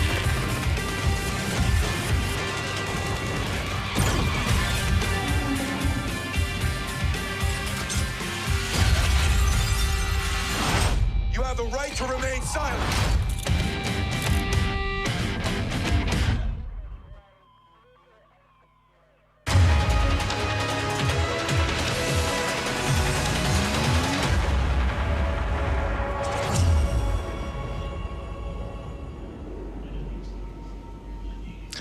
David staring at his screen. He's got a smile on his face. The Epsilon player who really has brought his A game in this one, especially on Zavod, map number 1. I feel like it was, I mean, not a solo job, but the guy did some fantastic work. And the map they're about to play, you can see on your screens now, Paracel Storm. Is this the map that sees Epsilon take a 3-0 sweep up against the dominant giants that is SK? These guys have been near undefeatable in the online qualifiers and group stage. And here, as we reach the offline stages, we reach the semi-finals. Both teams obviously battling so hard just to get here. Can Epsilon shatter SK's dreams in a 3-0 stomp? We'll find out here very soon, and you can see obviously the cup that they're competing for. Unfortunately, the money's not in it. That would be really cool if we had the money inside the actual 30,000 euros on stage. stage. Yeah, that would be awesome, because then it's just like you're playing for the cup and the money. But honestly, as you see our head admins over the shoulders of Epsilon, just trying to make sure everything's working, make sure we can get live into this game. Don't have any more problems happen, so we can have a fair fight between them. But then again, you know, like we said before, Fnatic, they're waiting for their opponent. We still have yet to see a team challenge Fnatic when it comes to these offline playoffs. Even, you know, I was talking to 2Easy during the break we had in that last game. He was saying to me, it's so easy, or the game's so easy when you're offline. Like, the registration's perfect. Yeah. Because he normally plays with, you know, quite a bit of ping. But anyway, we should be dropping in this one in a second. We certainly should be, and you can see the lineup there on your screens. Obviously, I don't need to introduce you once again, but still, he is kind of make or break for SK Gaming here. With 15 seconds on that countdown. It's really worth highlighting how much this means to SK. They have been such a dominant force. I feel like I may be repeating myself, but it's something worth repeating. GC, a team who, I mean, they were a huge threat. Every time someone went up against them, you didn't know the results. No matter how big the team they were going up against. You name Fnatic, GC have taken them out on the online semis before. Let's see how this game goes, though, as we go into this one. Jason, take us away with the overview. Looks like we have a little bit of a 2-man push towards the B flag here, and a little bit of 3-man push for Epsilon, SK towards the A flag. So we're able to pick up the A flag. There's still a little bit of a contest happening there with Duke, as you can see, just waiting for his moment to strike, waiting for his moment to cap that flag back over. But B will be solidified in the hands of SK here in just a few seconds. So SK off to an early start here at the 2-1, but gotta keep in mind, is that in these games, within the first couple minutes, it's always very back and forth between these teams. And Duke, what a silly sausage. He had such the element of surprise, and all he did was put some bullets in, reveal his location, and get taken down by the SK side. Sometimes going for the kill is not the right move, especially in Battlefield where it's all down to tickets. And I mean, yes, you get a kill, that's one ticket. You cap a flag, that can be so much more. And now Horek on that B flag is going to be capping it over. BC hold in full swing. Zia looking to change that as he approaches that C flag. And in the meantime, there is a bit of a brawl, but with only 2 men stacked up on the SK side on B. And it might just be a little bit of nerves, you know? Honestly, thinking about the offline environment, they've been here so many times, so they shouldn't really have too many of them. But you know, sometimes with what's here, with the cards that they're dealt, they're a little bit nervous. And either way, right now, they're not looking too bad as they already built through this A flag as they eventually do have 2-3 men pushing. Hex is trying to come in from the backside to stop them. He'll pick up 1 frag. We'll get a respawn or 2 on top of him, but he won't stop the cap. Yeah, that's not going to be a real issue. Stopping the cap was really his main goal with that one. Hexus in the meantime trying to connect bullets onto A, and the answer to that question is a resounding no. Duke just trying his best as well. C flag is in a bit of a limbo. 1v1 Horek up against Zia. Zia comes out on top, emerges victorious. It's a potential trip cap. As you can see, Epsilon trying their best to wrap this one up as fast as possible. SK on the back foot, but for how long? They need this, Jason. Well, we'll cap C here. So luckily they were able to pick up that 1v1 Gia versus Horek and stop that tri-cap from taking over too many tickets. But as you can see, it's still 12 ticket difference here between the two teams. And yeah, SK off to a little bit of a rocky start. I mean, they had a solid start picking up the 2 flags, but they were more concentrated on picking up the flags and getting the kills they needed to maintain the hold on the flags. And obviously now with a little bit of push towards A flag, they will be able to secure that one as well. So SK now get a 2-1. And just as we expected, very back and forth game between these two teams. Yeah, it is. It's pretty much back and forth. Epsilon still have that lead, and that's something that's going to be playing on SK's mind. They need to hold on to this AC hold. Not something they can forego anytime soon, because they need an advantage. They cannot go into that first half at a deficit once again. It's happened twice, and Epsilon has won those 2 maps. And so, going into this one, SK knows that, yes, the first half may only be half the story, but it's the most important part. You can see Hexus goes down once again. Duke this time taking him down. Yes, he was heavily tagged, but still, Duke quicker on the trigger. Looks like David is trying to cap this over single-handedly. He's going to get pushed by 3-4 members of SK. He's doing a great job. His teammates are coming in to support him, and the C flag remains for Epsilon. That's a huge play, as it's Fraud, and I believe it was Zia, no, sorry, Core EU, who tried to push onto that one. It cost them tickets, it cost them time, and both resources that SK have fleeting. Epsilon really proven that they can be like Mutual Makers, they can be like Dignitas, they can dig into a flag and hold on to it. And David again showed really what he's worth to his team here so far. But A, still going to hold on to. Chica going to be playing a little bit more of an anchor role, it seems. He's currently sitting at 2-2. And I think, you know, SK, it's kind of like, you know, we can keep sticking with the way we've been playing, but that hasn't been working. We haven't been winning. So maybe they should change things up a little bit. And obviously with a little bit of a fight that we had in the first map on Zavod in that first half, it was just more about let's just fight in the middle of the map and not really worry about flags. They need to change something up yet again here because it's not working out. They're still down about 20 tickets. Yeah, and that's going to be really, really tough for Epsilon, trying to perhaps find a way in to this C flag. I don't think it's going to be too much of an issue. They're happy with that little bit of padding that Epsilon currently does have, they have, and that C flag is going to be an issue. Core knows they're coming. He can feel the presence of Horek. Horek this time using the Ace 23, and that is an odd sight to see, Jason. It's not something we so often see. And you know what else we don't see? 0-4. Horek doesn't have the CZ and doesn't have kills. I think there's a correlation there. We'll see as he does proceed to fall to, I think there's a flat exchange on that C flag. Regardless, though, this is actually a hold that's lasted a surprisingly long amount of time. SK have managed to balance the scales just a little bit. That 15 ticket, 20 ticket lead is now just 10. The thing is, as these 2-1s kind of transfer back and forth, it's like, yeah, I mean, SK can pull off a 2-for-1, but they don't hold it nearly as long as Epsilon is. And that's going to be a real big problem coming into, you know, the end of this first half, potentially the second half. Like, right, as you can see, Giga, the last man standing, he's nowhere near any of the flags. He's probably first away you could be from a currently. And they're going to lose C. And even Epsilon, if you can take a look at the overview, they're expecting someone to be there, but there's no one even there right now. They don't know where the respawns are coming in from. And because of this play, because of sending 4 people towards the top side, they might lose it on B, they might lose it on A. In the meantime, we're going to listen to Epsilon and hear what they have to say. Sniper. Maybe cheeky to A. They're going to push 2 flags at the same time. They're pushing A and B at the same time. On B house. 1 B flag. 1 B flag. 1. Lower B. 1 A beach, 1 A beach. Oh shit. He's going after you from lower B. Yeah, going after you. Relieve the flag. I think it's really cool to hear. I mean, as we mentioned, you know, we could see they're going for simultaneous hit on B and A, and right as we tune into the comms, someone calls it. They're hitting B and A at the same time. It's just cool to see that we have the overview, so we know what's going on from every player, but the fact that they can just sense that from playing the game just really is a cool feature to see. Yeah, it's great, especially when you can find out, well, not find out, but you can analyze just how quickly their team's reaction times is. It was instantaneous. I don't know whether it was a spot or it was just a sense. They immediately assumed SK are going to try and split B and A, and Epsilon got on it. They sat on SK, kind of kept them down, and the AB hold continues. The C flag's still in contention. Finally, SK going to light that one up for them. But look at this. 2 players from SK are just going to get dived on. Yeah, there's really no chance for them to see David pick up front as he's jumping. And that will be a 50-ticket lead, starting to grow even further here in favor of Epsilon. So you're going to see David yet again picking up another frag, picks up a headshot on that one. And he's currently at 13-4 for his team. Marsu at 16-4. And Marsu's been relatively quiet for a majority, I want to say, of these playoffs. Has really started to step up when it matters. That is a huge kill-death ratio. 16-4 alongside David on 13-4. And David has been nothing but fantastic on this semi-final. And so both those 2 individuals have stepped up. Every Epsilon player has stepped up when it mattered in different games. They seem to be taking it in turns to be at the top of that scoreboard. But scoreboards aside, it looks like SK are faltering and fast. This looks like maybe a trip cap courtesy of David. It is an SK game with only 27 tickets left. This is going to be a huge ticket deficit for that second half.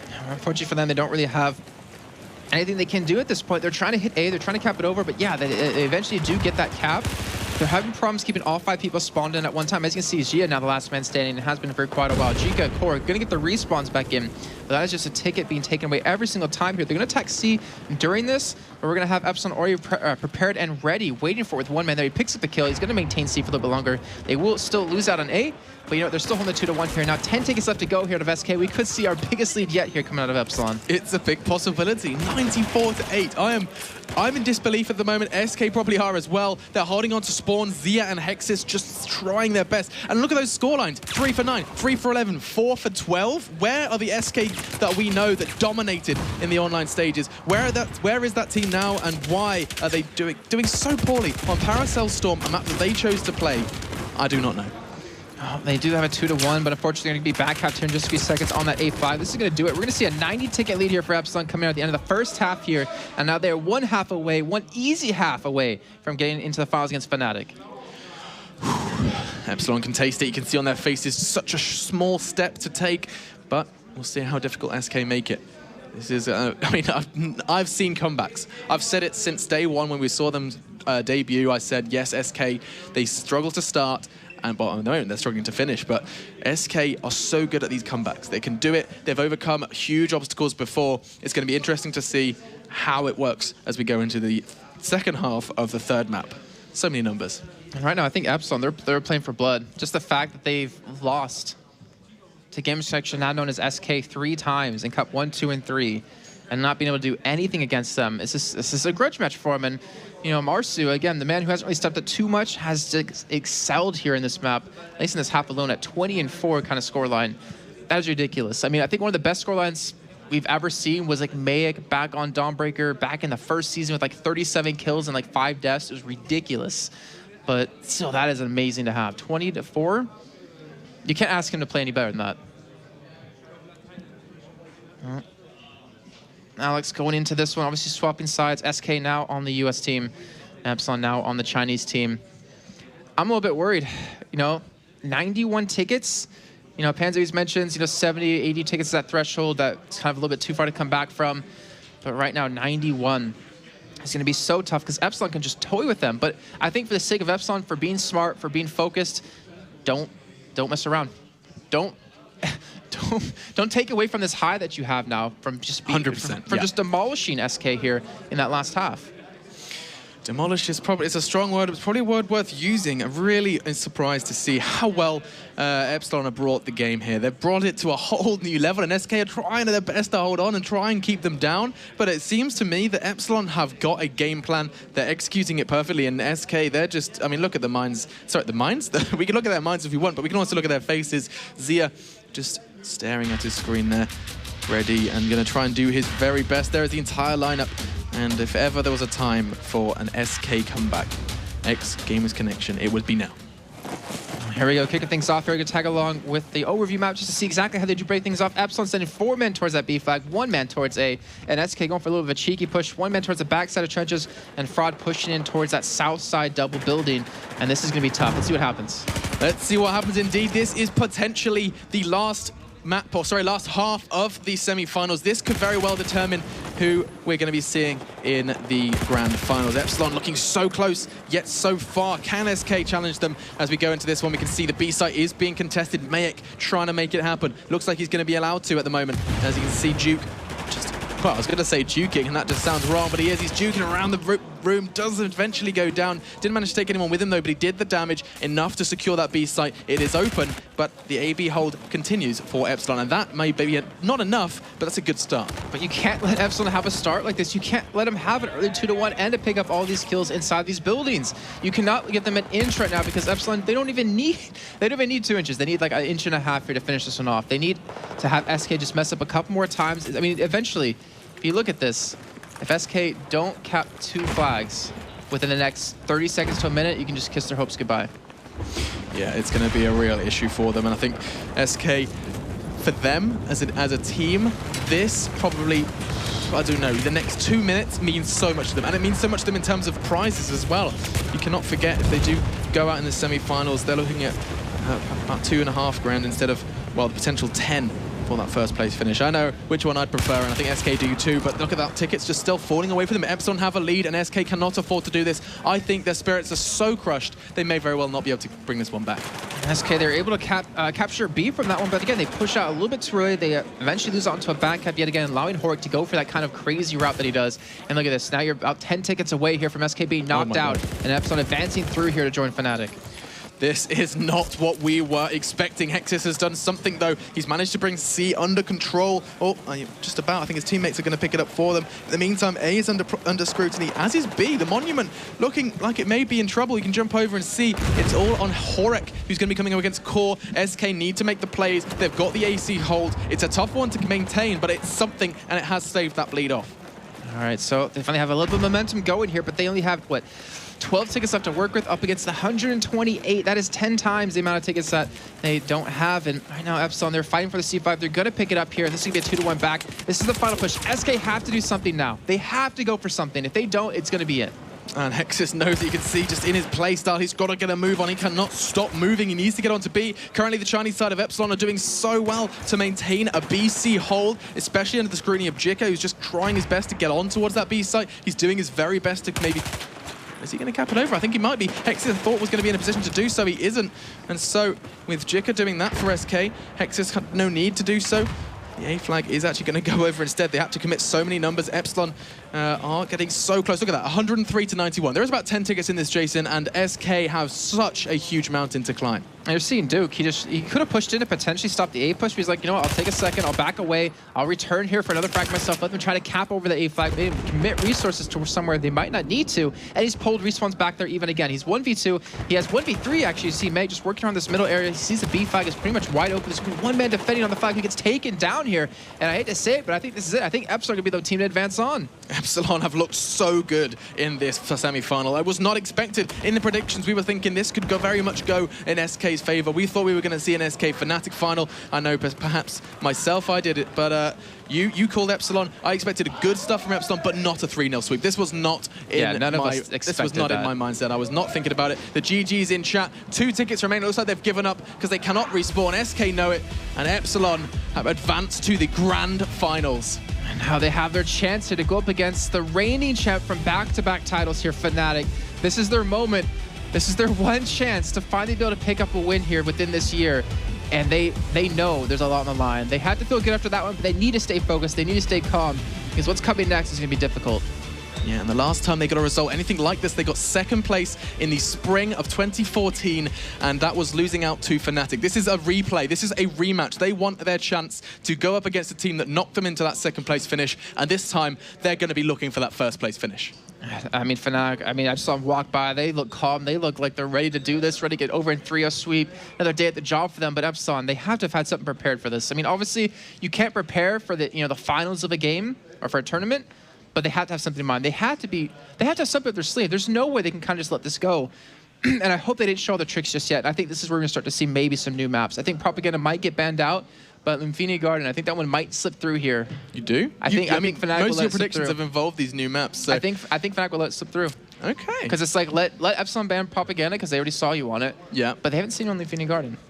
No, you're not wrong. So you can ban something else against Epsilon that you don't want to play them on, and then you're going to force Infinity. You don't know exactly where the order is going to be, but you can force them onto a map that they're probably not comfortable on, where Fnatic probably are. Because it's a best of 5. You're absolutely spot on. So that best of 5 scenario is going to favour Epsilon quite likely. Actually, no, I think it favors Fnatic. What you think? Oh, because Fnatic are on Propaganda. Because you're going to force Epsilon to ban both the new maps against you, or one of the new maps against you, and it's going to leave. You don't have to ban one of the new maps. Because we haven't seen Fnatic on Infinity. We haven't, but I'm expecting Propaganda. I'm expecting Propaganda to be banned from them. Which, as I see Junks walk by, he kind of nods like, yeah, it's probably banning it away from us. But they don't have to ban the Infinity Garden. They can leave it open. But they don't know exactly where it's going to be played. That's the thing. They could pick it as a second map or something like that if they wanted. But time will tell. Time will tell. And so will David, as Paul's with him for an interview. David, well done. 3-0. Really fantastic way to go through to the final. And I think for many people, it will it's a nice story in a way because it's Fnatic and Epsilon in the final now, probably the best 2 teams of 2014. Just talk me through how difficult it was to get the right mindset against SK, having seen what they did online and see how strong they've been all season, and to come into this with the kind of confidence that you showed. I think it was much easier for us than last time because we won our group this time and we could relax today and prepare our minds for the game. So we came on top in the end. They had to play one more match today. They were more tired, so we had the advantage in this side. Did you expect it to be a 3-0? I hoped, but we didn't expect. So we thought it will be our game, 3-1 maybe. We hoped to win, maybe 3-2, but the win, all that matters. Yeah, absolutely. Looking forward to Fnatic now. Last time you guys met in a big final was back in the spring, and that didn't work out too well for you. It's a different time now. It's a slightly different game with different maps. What sort of, how do you go into the final and approach it? Are you thinking too much about the new maps? Are you thinking you might have to ban one of them because what you saw earlier on in the competition with Fnatic? I think we don't think much. We just want to play and win it. Not putting too much on it? There is no special tactics or something. And you wouldn't tell me anyway? No. Okay, thanks, David. Epsilon safely through after a 3-0 crushing win over SK Gaming, the champions of the regular season, not the champions overall. It is the dream final, some may say, and it's coming up after this. We're going to have a quick interview with David Serlin right now from EA and DICE. But don't forget, after that, quick break, and then the grand final with Epsilon versus Fnatic. Let's go over and find David. He's over at the experts desk. Thank you, by the way, David, from Epsilon. And to another David. How you doing? Hello, good. Yeah, you're still alive, which is good news. So you haven't been grilled too hard by the masses. Nope. How's it been going? Pretty good. I can't wait to see some propaganda, though. Yeah, we saw some yesterday. Yeah. Saw some yesterday, and Fnatic looked pretty good on it. Yeah. We also saw some Garden as well, with the Australians playing that in their first match. So we've seen the new maps a little bit, but you're right. It'd be nice to see a bit more in the final, wouldn't it? Yeah, I really like propaganda. I think it's fun to watch. Yeah, very fast-paced, very good to watch. Yeah. I wanted to talk to you about some of the things that we talked about yesterday. Just for those that weren't around yesterday, am I right in thinking you're the senior game designer or game developer? No, I'm a live producer. Okay. Live producer. I'm sorry. There's other people doing the design. Right. I'm the guy, wanting to do things. Right. Come on. One thing? Yeah. Okay. And yeah, yesterday we had a really nice chat about all the different things that have happened over the last few months. Yep. We'll start off with the community test server, because for me it's like the best thing that you guys have brought out for a long time, in the way that it allows people to go on, practice and play and find the things that maybe haven't been spotted straight away, get them fixed before releases. So when it comes out, things are much better. It makes a lot of sense, doesn't it? I mean, we're not the first to do this, obviously, sure. but it's a way for us to gain confidence in what we're doing, gain confidence in our design decisions, and gain confidence that our stuff's stable, it works, we know it will work. We have thousands of hours when we have a release now. And Final Stand is the proof of that. The release of Final Stand was very smooth from our end. It works. Absolutely. And that's because we tried it very early on there and got a lot of really good feedback and data from it. So. What were the key things that you learned from the CT server? I think key things is that we have a very, very good community. They're great at finding bugs. They actually found bugs that we missed because we got so much feedback. So we're trying to change that now. Change up how we handle incoming reports and feedback and that kind of thing, because It's a hard. There's a lot of stuff coming in when we have a really active. I mean, it goes very much up and down. When we have Final Stand on there, we had like 2,000 people online, and now we have like 100 a day or something. It goes up and down depending on what content we have on there, which is to be expected. Yeah. We're gonna do some more work with gaining people back because we're gonna need your help. And there's many more things to come. Yeah, you've got a few things in the pipeline. Yeah, a few things. Mind you, there's so many prototypes coming up.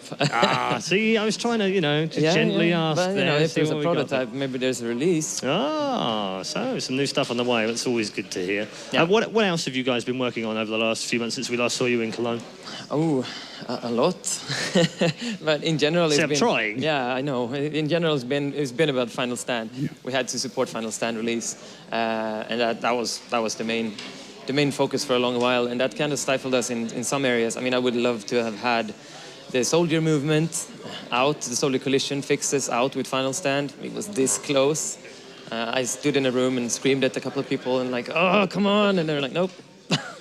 But there was issues. You could fall through walls. We fixed them, but we didn't get enough hours, and that's kind of the key here. Yeah. The more players that play on the CT, the easier it is for us to feel like, okay, this is going to work out.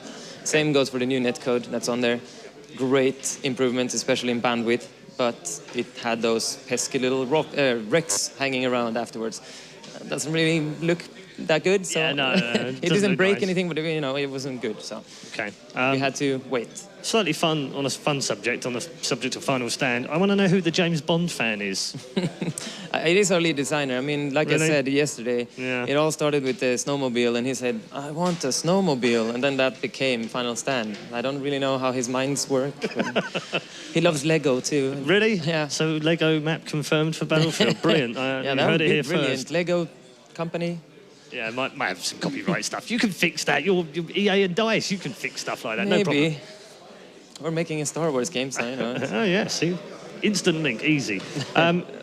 As well as Final Stand, as well as CT stuff as well. There's lots of other things going on. You've got matchmaking in the works coming. Yes. I mean, soon. to me, being here in an esport event, it's key to have regrowth. It's key to have the next generation to be able to have these kind of players. You need that regrowth, and the best way to get it is a matchmaking system for everyone, not only the pros, but for everyone of all skill levels.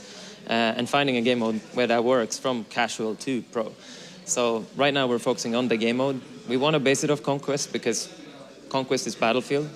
That might not be where we end up. We have another game mode that we probably want to try out, the Obliteration one, which have been in tests, been doing really well. It's fun to watch, which is the main concern with domination compared. But we're going for a Conquest one, see if we can do it. Okay. So we need your help with that too, so come test that. Yeah, Next week we will be able to spectate as well, so you can find the servers. Okay. You can't join them through the server browser, but you can join as a spectator. That's great. Because one of the things that the pros have been saying for a long time now is that they love coming to these events and playing 5v5 domination. They enjoy it, and it's great. We might not always get the most magnificent of games, but sometimes they can be absolutely enthralling. Yeah, they can really go down to 1 or 2 tickets, and then it's magic. But it's probably a few percent rather than the main percentage, and you want to change that. I know. You need a tension point built into the game mode. I think that's the key. That's why we're doing the Conquest double assault, because then you can have a triple cap, and that means you can only spawn on the alive guy. So he has to really stay alive then, and that kind of thing, you can try and design that, but you don't know until you've tested it enough. Of course. How important is it to you guys to kind of maintain the heritage of Battlefield? It's always been one of the odder FPSs in a positive way, in that it's not conformed. It's not necessarily gone 5v5. It's gone 8v8 or 10v10 or 12v12, actually. I used to play 12v12 on LAN. There's all of these, and there's people running 32 versus 32. It's like, I'm the commander forever, and it's everything in between. That's the biggest thing with Battlefield. We're such a huge community of very diverse players, and we kind of have to think about that. And the old ones, of course. So I'm a Battlefield 2 designer. I love those kind of games. How do you cope with that? I mean, it's kind of hard sometimes. And also, we have a lot of console players. They play the game differently. They play a lot of 8v8s and 12v12s right now. And it needs to work for everyone. So it's tricky. As CT for consoles would be great for that matter. But just then you could make sure that all that gameplay is actually what you expect it to be as well. One of the other criticisms of the game is that as beautiful as it looks and as lovely as it runs now, and you know the maps are fantastic and the new ones have been particularly great as well and very well received, is that if I want to be an esports star, not me personally, obviously, because I'm way too old now. Try. But, really? Okay. Come on, yeah. I trust you. But if I want to be an esports star, there is no natural way of doing that. No. Do you think that's where matchmaking comes in? Is going to start helping us find the esports Battlefield players of tomorrow? I mean, you need to have that first hook, right? I mean, you have people that play several hours a day, but they don't play competitively. They don't play to win as a team. They play to have a higher KD, find fun things to do, parachute, I don't know. There's everything. Blowing stuff up, usually. And that's fine. Yeah, exactly, and that's fine. But there's nothing for the competitive player right now. That's just a casual competitive. That's where matchmaking comes in. That's where you try that, you get hooked, you end up here. Yeah. At the best of worst, like when you become the 1%, which is like this pyramid where you kind of funnel through. So yeah, I think it's absolutely key. You have to build it from the bottom up. Just switching away from the game itself for a moment and just sort of considering the ESL One and the experiences that you've had watching it and watching the teams blossom and develop, it's almost fitting, really, that we've got Epsilon and Fnatic in the final. It is, yeah. This weekend. I just wonder what your thoughts were on the teams and the progression and what they do with your game. It's very, very... I mean, we got a lot of great feedback from both those teams. We've changed a lot of things based on what they have been saying. Like the med pack change was something that a lot of teams hated initially, but watching this now, I'm fairly certain it works really well. Because it is, I hurt him, I go in or don't die. And you can see that they play that way now, and it's kind of cool. And you see you see that guy playing with the engineer all through the match. Yep, that's cool. Diversity, I like that. Yeah, absolutely, and nice to see an engineer as a pro player. I play engineer all the time, so it's really absolutely. good. Wow, I mean, before it was just to blow up walls for one life, and then it was over. And now he plays the whole round, even on longer range. I mean, I don't know how he does it, but no, I'm going to study it. I'm going to go back and watch it and see if I can do the same thing. Yeah, it was really good. Just finally, your thoughts over the whole year. So I know you've not been involved in the whole year as such, but just watching things, build up, and I know you had lots of feedback. But what is your overall feeling about Battlefield as an esport? It feels like we have a very stable platform to build it on. I mean, we have something rolling already, but I'm hoping we can continue. Okay. And 2015? Yeah, you would hope. I don't get any more than that out of him. I'm sorry, I tried. Thank you very much, David Sterling, for being with us. David will be back to present the Winners' Trophy later on, where we're going next after a quick break. The grand final of the final season of Battlefield 4 will be with us.